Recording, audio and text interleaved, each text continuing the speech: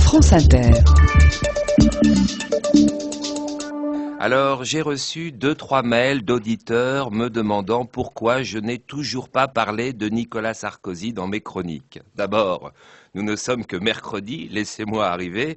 Ensuite, si je ne parle pas du président, c'est un choix délibéré. J'ai été, comme vous tous, inquiet et affecté par son malaise vagal. Je le laisse récupérer, pas question de tirer sur un homme diminué.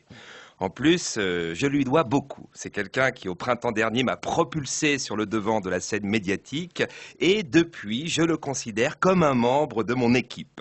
Tous les gens qui travaillent avec moi, c'est la même chose. Si demain on me dit Nicolas Demorand s'est écroulé comme une merde en faisant son jogging, ce qui n'arrivera pas, il ne fait aucun effort physique, je serais inquiet.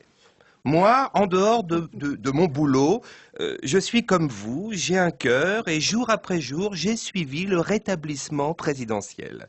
Et je ne vous cache pas que la photo de Carla et du président faisant trempette au Cap-Nègre a accentué mon inquiétude. On voyait bien que c'était bidonné. Cette façon de rentrer son ventre et de gonfler ses pectoraux, à part Aldo Machon dans L'aventure, c'est l'aventure, plus personne ne fait ça. Même son attitude à elle était bizarre. Allongée sur un rocher avec son chapeau, ses lunettes et ses palmes aux pieds, il y a un accessoire en trop. Si elle bronze, elle retire ses palmes et si elle va nager, elle enlève son chapeau. Peut-être que Carla, d'humeur taquine, voulait imiter la démarche de son mari. Observez-le bien, même dans des réceptions officielles, on a l'impression qu'il se déplace avec des palmes. Elle avait besoin de rire. Vous savez, c'est difficile ces moments-là. Votre compagnon a fait un malaise cardiaque, il est inquiet.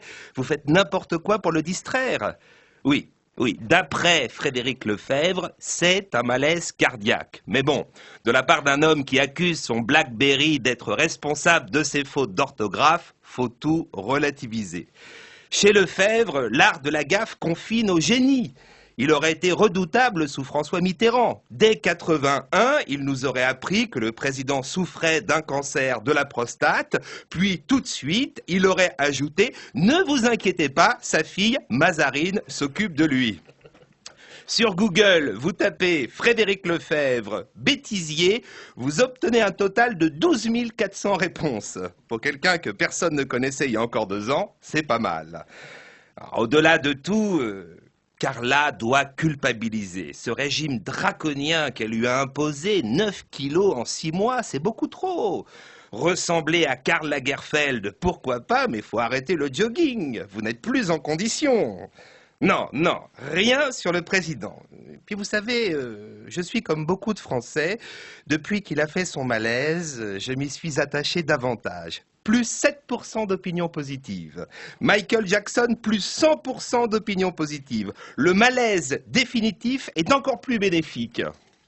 Cela dit, rassurez-vous, dès que le président est rétabli, je reprends mon activité. Ça peut aller très vite, dès lundi.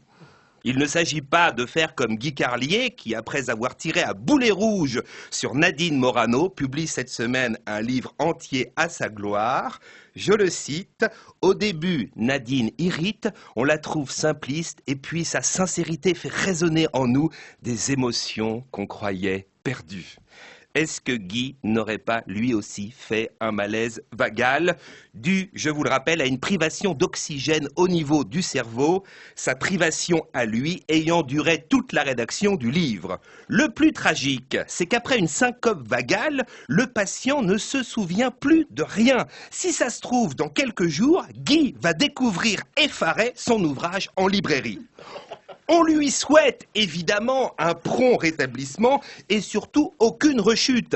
Un nouveau malaise vagal pourrait nous valoir un nouveau livre intitulé cette fois Frédéric Lefebvre ou l'intelligence en mouvement.